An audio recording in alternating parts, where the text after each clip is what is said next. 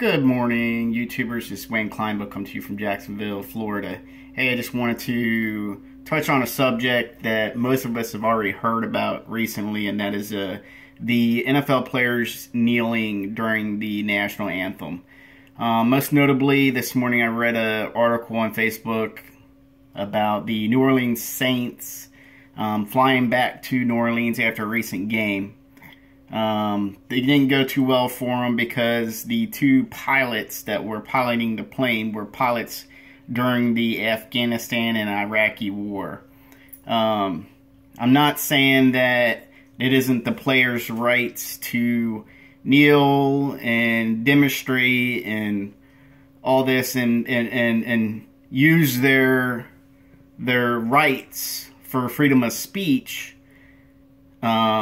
in hopes to gain an audience for their agenda of equality and equal rights for everyone. But what they have failed to realize is that in trying to gain an audience for their rights, and trying to, how should I say it, stop getting certain races, how should I say this,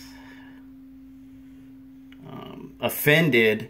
Well, they too have offended certain other parts and people within the United States, most notably the military.